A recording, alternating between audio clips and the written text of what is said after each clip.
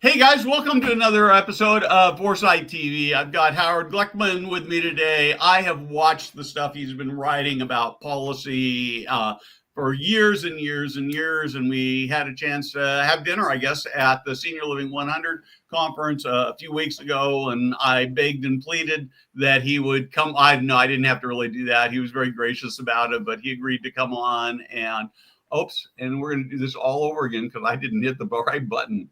I don't know what happened. Am I? Oh, we are live. It's just one screen. Okay, we are live. Sorry about that. It's a message from Facebook. We're not live on. We'll figure that out later. So, Howard, we're on. Before we get started, I want to talk just about a couple of things. Start by saying thank you so much for watching Foresight TV. It's not a place for everybody in the senior living industry. You know that we talk about hard things. We push on the industry to be better, even though we know it's great. We are committed to creating great experiences for residents, team members, and family members. And so I'm just glad you are here with us today. I'd love to hear from you about what you're doing to improve the lives of residents and team members. Maybe you should be a guest on Foresight TV, Tech Tuesday, or we should be writing an article about you. And if there's just things you think we ought to be talking about that we're not talking about, we'd love to hear about that. And I guess I sort of reluctantly say, if you think we're talking about stuff we shouldn't be talking about, I'd even be glad to hear about that. In addition to Foresight TV, we do so much great leadership content. We've got LinkedIn posts every day. We've got the Foresight podcast, Foresight Radio, that Rachel Hill hosts. We've got Tech Tuesday. The most impactful thing we do is the Foresight website, where we publish new leadership content every single day. It's free. It's easy to subscribe to. There's a QR code up on the screen, and you can simply scan that, or you can click on the link that's in the chat right now. The last thing I want to talk to you about before we get on with our conversation is that we have launched Practical Passionate Leadership. It's hosted on Substack. It's a premium product, so to get the really good stuff, it's really, really expensive at a massive price of $8 a month. And if you subscribe to that, you will get practical things that you can do to improve the workplace culture in your organization. These are real actions that change behaviors. It'll make it so that people love coming to work every day. And so again, you see the QR code and the link there. We'd love to have you check it out. Just some amazing stuff. We actually did one of the exercises with our team this morning in our team meeting, and we're going to put the video up on Substack, and so you can get a feel for what that looks like. And so with that, let's get started.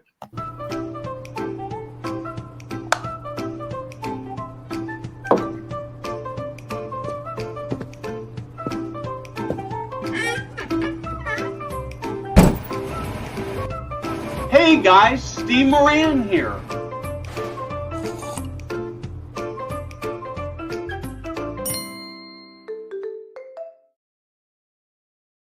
Howard, thank you so much for joining me. I hate it when I have a little blip like that. I see this go live button on the right, and then I look up and I see we're live. And so we're live on LinkedIn, and it's a Facebook thing, and we'll have to figure out how to fix that. Jada will, who is our tech expert behind the scenes, she'll go out and do her magic and make that better. But Howard, welcome. We had such a great conversation. You're such a big voice in this whole area of policy, particularly as it relates to aging. I know it's not just policy and taxes. Actually, I'd like to have you start by talking a little bit about who you are, how you got into doing what you're doing, and what you're particularly interested or passionate about right now. Well, Steve, it's great to be with you. Thank you. And you didn't have to do much arm twisting. I'm really happy to be on. So I am a senior fellow at the Urban Institute, which is a policy research shop in Washington. Before that, I had a long career as a journalist. And I think, like many people in this industry, I got involved in it through personal experience. I was covering fiscal policy and some healthcare for Business Week when I got the phone call, which was that my mother-in-law had passed away suddenly and my father-in-law needed help. We were living in the Washington, D.C. area. They were living in Florida. We went down there, and I found myself in the entirely unfamiliar world of long-term care. And shortly thereafter, my dad got sick, and we had to go through it all over again. And I realized that long-term care was an enormous challenge It was incredibly complicated. People didn't understand it. And being a good journalist, I did what everybody does, which is I not only dealt with it myself, but I wrote about it. I got a fellowship from the Kaiser Family Foundation to write a book called Caring for Our Parents. Never went back to Business Week. Instead, took a job at the Urban Institute where I do policy research, as you said, in taxes and in aging. My passion is trying to figure out some way to improve the way we both deliver and finance long-term care for older adults and for younger people with disabilities. It's a huge mess. I'm 70. I am on a daily basis astounded by how difficult it is to navigate. And I'm sophisticated. I work in the industry. It's part of my business. And when I look at people who are not familiar with the healthcare system and I don't know how to say it except to manipulate it to get what you need, it's really scary to me. One of the great challenges is trying to link together the healthcare system with the system of social supports that older adults need. Now, that happens sometimes in continuing care communities or life plan communities. It happens sometimes in special needs plans and some similar kinds of managed care products, but it's very difficult. If you are in fee-for-service Medicare and if you're just trying to stay at home, it is a nightmare trying to put it together. One of the problems is that the docs don't know anything about it. They don't get paid to help you. So you can't get help there. There are community-based organizations that can help. There are care managers, if you've got the money to pay for them, who can help. But it's really hard. It just should not be this difficult. No, and I have become because I'm partly because I have a journalistic background, and so I have a bigger audience. I think I've been able to get some cell phone numbers for a couple of C-suite people in my healthcare system that I will tap into maybe once a year when things get really, really bad and I'm exhausted. Most people don't have that, and it is very, very difficult. So let's talk though. Obviously, the world of aging, Paul, the world of everything in the United States turned upside down when Donald Trump became president. And right now, from an elder care side of things, we've got this big, beautiful bill that Trump is trying to push through. And it's really hard for me to sort of figure out fact from fiction. I see people on the left saying, oh man, we got to do this. We've got all this waste and fraud that's taken care of. We've got all these illegal aliens who are taking all these resources that should go to American. And on the left, we have all these people who are saying, oh man, if these cuts go through, we're going to have, I don't know, hundreds of thousands of people living on the streets because they have no resources. And typically when we see these things, neither side, neither one is true. You're the expert. So just talk to us about what it means and what it's likely to mean and the impacts. So you're exactly right. Everybody overstates the cost and the benefits of making changes because it's good for their business. They get more, they do better fundraising, they get more attention, they all do that. So what's really happening? So the first thing to keep in mind is this is happening, the Trump effect is happening on multiple levels. So let's see if we can tease them out. So one of them is the administrative level. So for example, the president has made significant cuts in the staffing at the Department of Health and Human Services. The Administration for Community Living, which is the office that administers the Older Americans Act programs like Meals on Wheels and Adult Day and Senior Transportation. That office has been abolished, and about 43% of its staff has been fired. And its work is now being transferred to a different office at the Department of Health and Human Services. That transition was supposed to have happened on June 2nd. It didn't happen. It's unclear when it will, but it means significant changes for people who are receiving the Older Americans Act benefits. One of the big challenges there is, for example, Meals on Wheels programs are funded by government grants. The grants staff at the Administration for Community Living all got fired, and then they got rehired, and then some of them left again. So getting a grant approval, if you're a Meals on Wheels program, getting it renewed, for example, is a challenge, and it may be delayed. So there's that. Then there's the president's immigration policy. And anybody in the nursing home business or assisted living business, memory care, knows that there was a terrible shortage of direct care workers before COVID. It got worse during COVID, and now it's getting even worse. I hear all the time from operators who tell me staff are just afraid to come to work. I've had operators in tears telling me, one operator in Florida told me that 9% of her staff were Haitian. And the president has announced that all of the Haitians who are here on a program called temporary protection status are all going to get kicked out. So there's the immigration problem. There's also the effects of immigration on construction. So if you are a senior living facility and you're thinking about doing an expansion or building a new facility, labor costs are going up. The president's tariff policy is significantly increasing costs of materials like steel and lumber, and that increases cost. I had a senior living operator tell me recently they canceled the project that they had ready to go. They had the plans, they had the zoning, they were all ready to go, and they redid the numbers, and it no longer penciled out. They couldn't make it work, so they canceled the project. So there's that going on. And then, as you said, there's the big, beautiful bill. The issue there primarily is the Medicaid changes. Now, we don't know exactly what's going to happen to those Medicaid changes. The House passed a bill that had significant changes. The Senate's bill is right now in limbo. It's a complete mess. Nobody knows where it's going to go. Some of the changes that the Senate Republican leadership wanted to make, they've now been told they can't make because it violates the rules. So we don't know quite what's going to happen. I think it's fair to say, though, that there is going to be a work requirement. States will be required to require Medicaid recipients to work.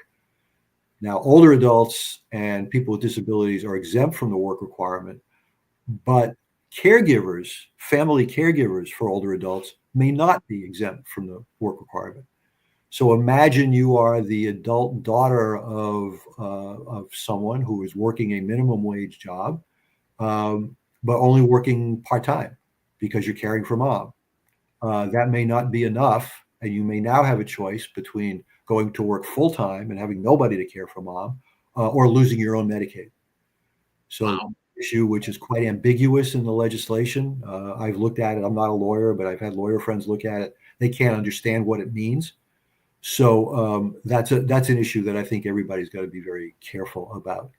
There's also some good news in some of the bills. For example, the House bill would double the amount you can put away in health savings accounts, and you could use those health savings accounts to pay for long-term care or to pay for long-term care insurance.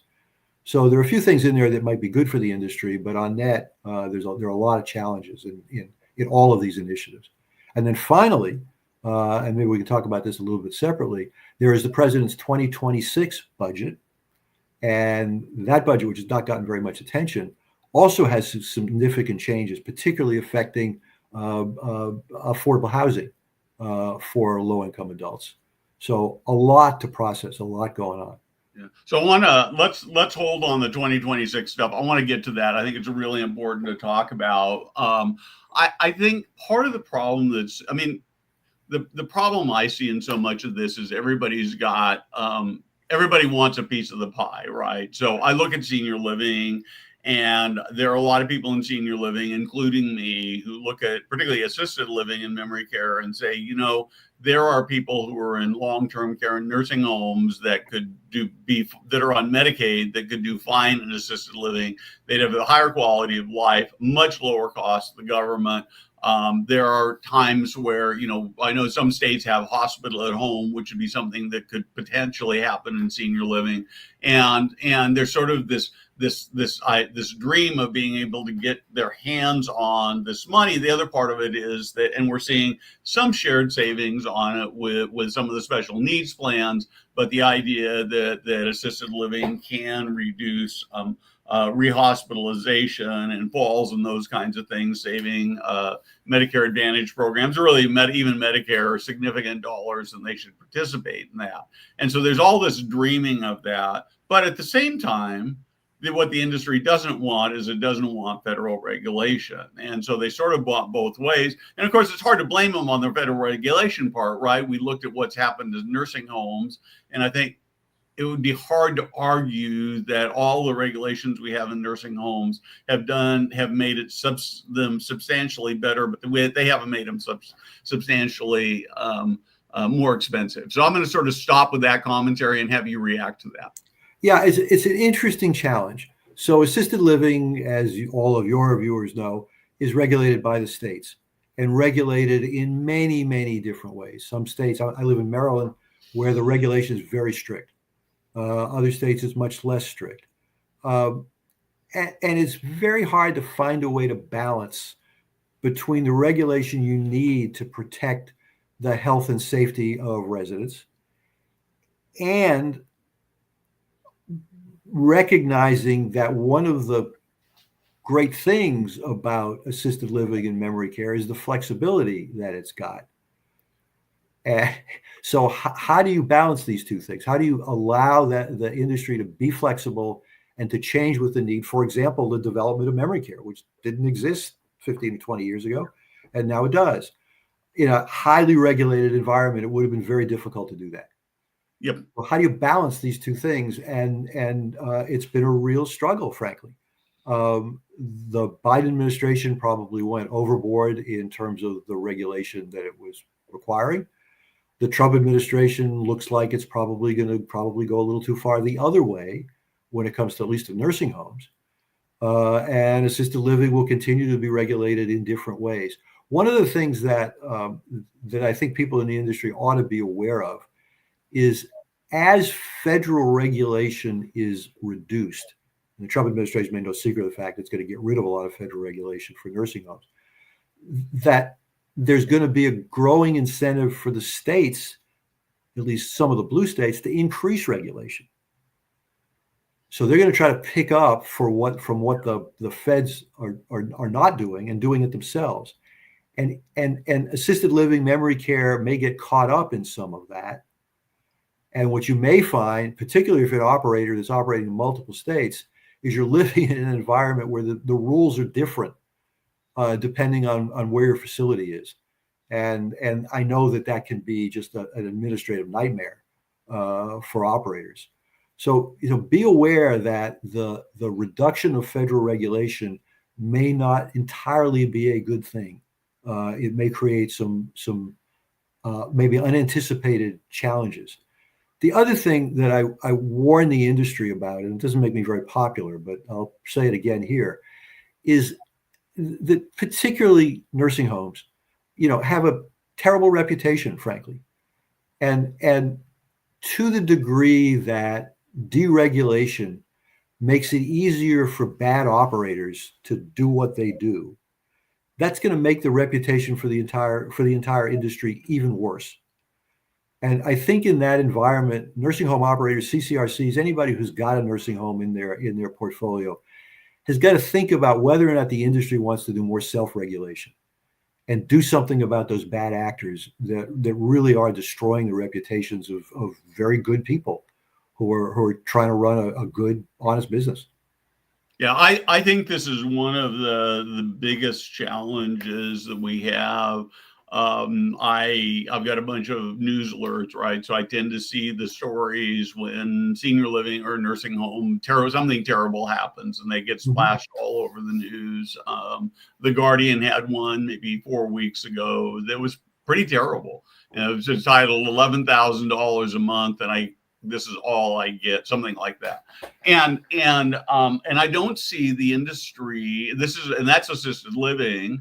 I don't see the industry doing a really good job of saying we've got to figure out how to get better quality, and we've got to be able to police our own.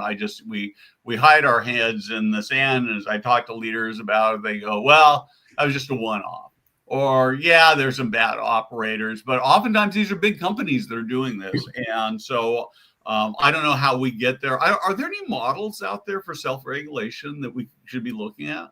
Well, the securities industry has done it for years.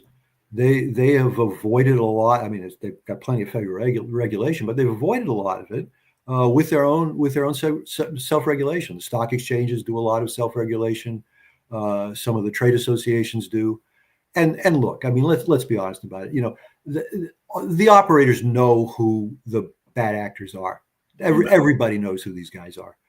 Yep. And you know, I'm sure you have the same experience. When I talk to them privately, you know, they'll talk about the competitors in their market particularly, and they'll say, you know, I wish we get rid of these guys. I mean, it's really bad, but nobody can do anything about it except the government, which drops the hammer. Or, as you said, somebody files a lawsuit and they hand the documents to some reporter who writes a story about the nightmare at this facility. And it shouldn't come to that. Yeah, and I'm not sure that I mean, the stories feel terrible for the operators and for the industry, but I think in some sense we become so used to seeing a regular cadence of these. I don't know that it really changes how operators behave. And it probably has some impact on consumer behavior, but not as much as you maybe would think. Yeah, it's hard to know. I mean, I think certainly the nursing home business, I think it does affect consumer behavior. I mean, I talk to consumer groups, and people literally say to me, "I would rather die than go to a nursing home." And you know, I joke with operators all the time. I say, you know, you're in the only business in the world where nobody wants to buy your product, and it, you know, it's tough. It's really hard, and you know, you've got to recognize there's some people for whom a nursing home is the most appropriate setting. That's right. But people don't want to do it. I think memory care, assisted living is better. But clearly, you know, consumers just don't want to think about this. They don't want to think about a period of time when they or their loved ones are going to have functional or cognitive impairment and going to need help. So, you know, active senior living, that's great. You know, golf course, you know, clubhouse, you know, that we love it. That's great. That's fantastic. But when they think about the next step along the continuum, which half of us, 70% of us are going to face, they don't want to go there. And that makes it a real challenge. Yeah, and some of it, even with really nice communities, I mean, home is still better, right? It's comfortable and you know it, and you got your things, and you don't have rules, and it's a very, very difficult challenge. Let's talk a little bit about the 2026. I could go longer on this other stuff, but I want to get to the 2026 budget proposals before we run out of time. Sure. So the big dramatic change people should watch in the 2026 president's budget, which the Congress has not yet addressed, but will probably sometime in the fall, is what happens in affordable. What the president has proposed to do is two profound changes. One of them is to take all of the federal rent subsidy programs, including 202 for older adults, and combine them into a single block grant and turn them over to the states and say, here, you do it. You figure out who gets the subsidized housing and who doesn't. And at the same time, the administration is proposing to cut the budget for all of those programs combined by 40%. Wow. So essentially what happens is Section 202 senior housing and low-income housing for families with children are going to get put in the same shrunken pot, and they're going to have to fight in state legislatures and governors' offices for their piece of that dramatically reduced pie. You know, we talked before about the challenges of you know, the labor shortages, the cost of construction. You've already got big challenges if you're a developer, you want to build affordable senior housing. Now you've got these huge cuts in government subsidies. It is going to be, if this goes through, I think it's probably not an overstatement to say it's effectively going to be impossible for anybody to build new affordable housing for seniors anytime soon. It's going to be very, very difficult and maybe not possible at all. Well, and I wonder if how many will actually, of the ones that already exist, will end up losing with that big cut. I think they will. I think a lot of them are going to shut down. Yeah. You know, if you're a not-for-profit, you know, trying to operate a affordable housing facility in your community, I think this is going to be an enormous challenge. You're already operating on a very narrow margin, and this is going to shrink that margin to zero or perhaps below zero. And I don't think you can make it up from philanthropy in this environment. So it's going to be very difficult. And then the question is, what happens to these people? What happens to people who are in affordable senior housing when it goes away? There's already not enough of it, and now there's going to be an even bigger challenge. Yeah, and perhaps that question will bring, I hope, some sanity to the decision making process as they get closer to pushing it. But it's really hard to know.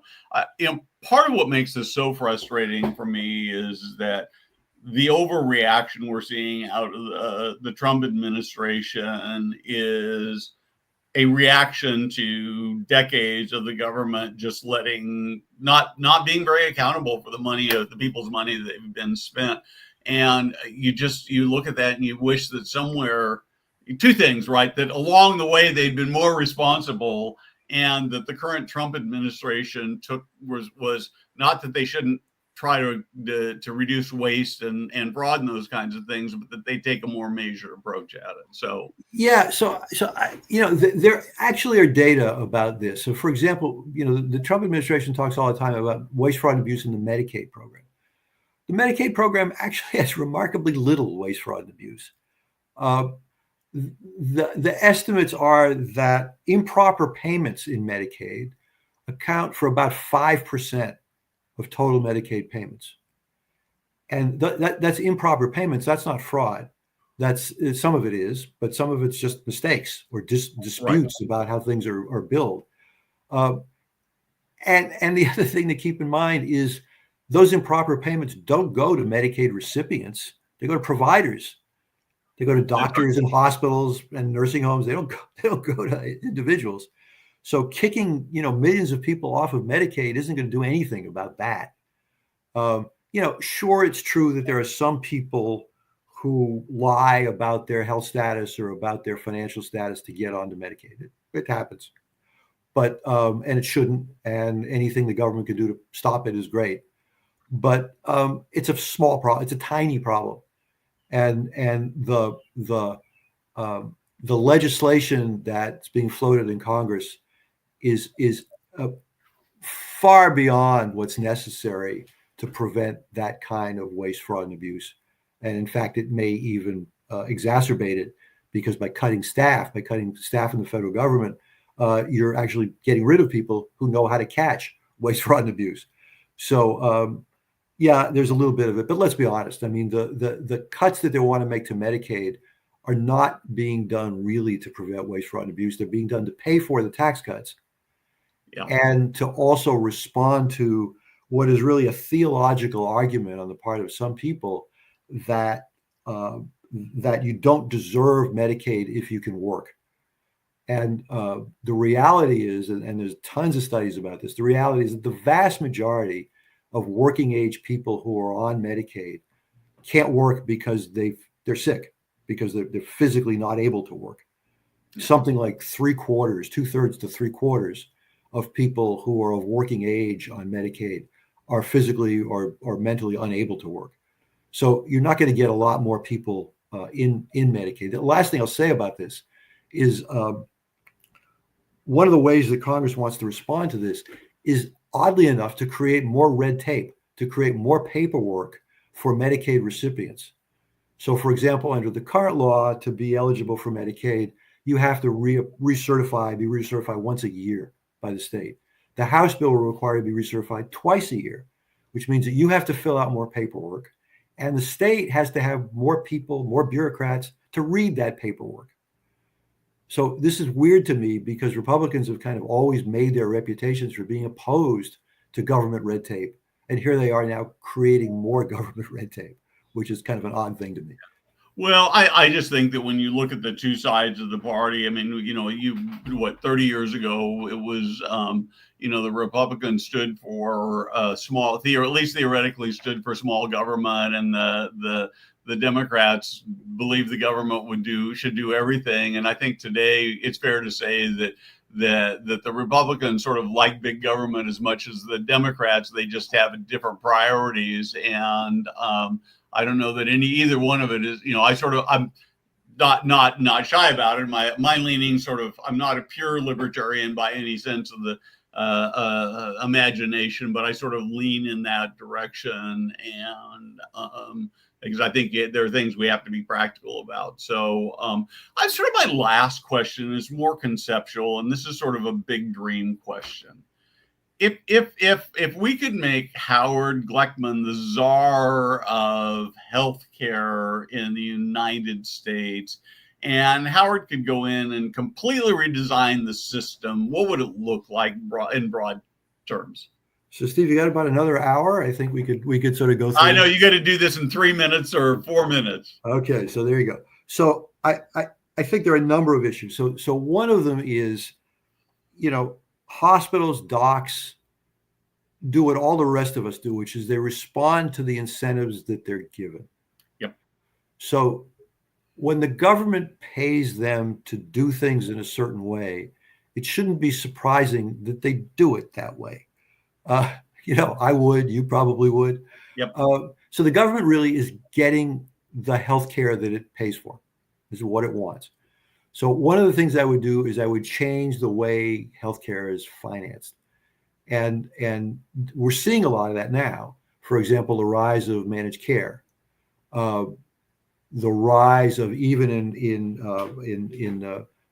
fee-for-service, traditional fee-for-service Medicare, increases in value-based purchasing. So the idea is, instead of paying physicians or hospitals, by the piece, by the unit for doing something, the government is thinking more about paying them for the quality of what they deliver. And at least in theory, that's a great idea. We need to do more of that. The problem with it is, how do you measure success? And particularly for older adults, often older adults have conditions that you can't cure. They have conditions that you can treat, and you allow them to maintain their stable health status, create a situation where they'll get worse, but they're not going to get better. So how do you measure that? How do you create a system of measurement that captures that correctly? It's really hard. Another thing that I would do is better integrate the healthcare world with the supportive services world. Yeah. Right now, imagine that you have just gone to your doctor who's delivered a diagnosis of dementia. More often than not, what happens is the doctor says, "Steve, I'm sorry to say you've got Alzheimer's disease. Get your life in order. There's nothing to be done by." And that's outrageous. There's actually a lot that you can do for somebody with early stage dementia. They can change diet. They can get more exercise. They can think about adult day programs. There's a lot of supports that their family members can get. And they don't hear about any of it. And consequently, they decline more quickly, which costs the healthcare system, by the way, more money. Yep. What if we had a system where you could actually fully integrate the need for social supports with medical care? The Biden administration started, and the Trump administration is going to continue a program called GUIDE, which actually pays Medicare providers an additional amount of money per month to provide care navigation services and some supports for family caregivers for people with dementia. It's a great program. It's just started. Yep. We'll find out, in fact, in 3 days, 4 days, the first program is actually going to roll out, and we'll see how it works. But it's got great potential, this idea of somehow integrating healthcare with supportive services. Medicare Advantage has the potential to do that. There is some, what they call supplemental services that Medicare Advantage plans have offered to people who have chronic conditions. It really has not panned out as well as we had all hoped it would. But there certainly there's a potential there for managed care, for MA plans, for special needs plans, to do this in a way that integrates care. And there are some models out there that do it. So I think that's a place where we can do work. I would love to see senior housing and healthcare get better integrated. Have senior housing operators have managed care plans for their residents. A few of them do it. Ericsson's done it for years. A few others do it. I'd like to see more of that. where you don't have to leave the campus. You can get health care while you're on the campus. So I think there's a lot we can do. And the last thing I'll say, which isn't a healthcare story, but it's certainly a senior living story, and I'm going to channel my inner Bob Kramer here, is we've got to do more for middle market senior housing. Yeah. It's an enormous gap. It's a tremendous opportunity. There are millions of middle income people who are desperate for this kind of help for senior living, but making the numbers work is just a bear. It's just a real challenge. And thinking about, and this is where the government can play a role, thinking about what the government might be able to do in terms of providing some sort of subsidies to make middle market senior living work, I think is kind of another area that we've got to think about.